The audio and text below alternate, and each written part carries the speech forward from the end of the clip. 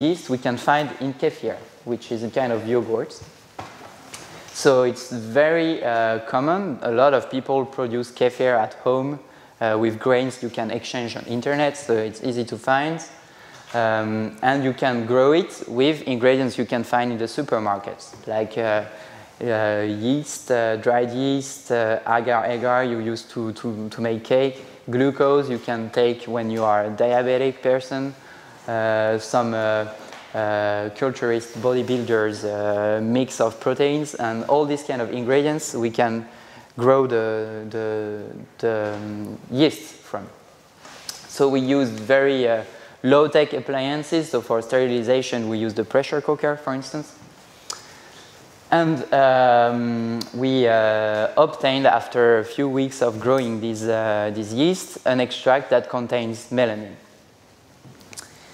Once again, we presented this work in the DARPA event known as Maker Faire, and we had a very nice feedback from the visitors there. It was really heartwarming, and we even get a slightly less honoring award than you get, but the Maker Faire Maker of Merit award that they hand on to projects they liked.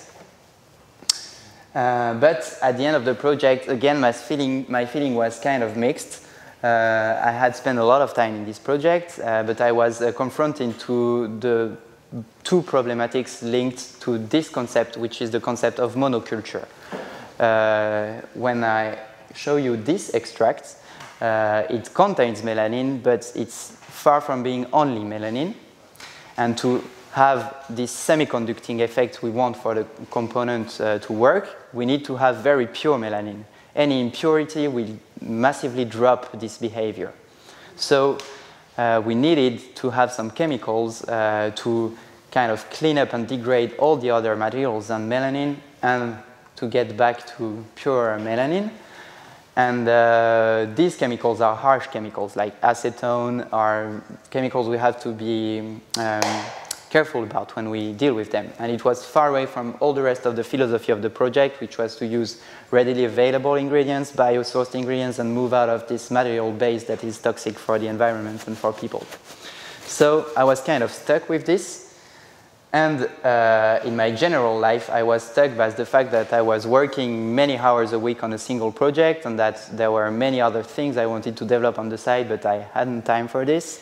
I was working mostly with my brain and reading papers and doing a little bit of manipulation, but not that much with my body. And I felt that this over the long term wouldn't be sustainable. So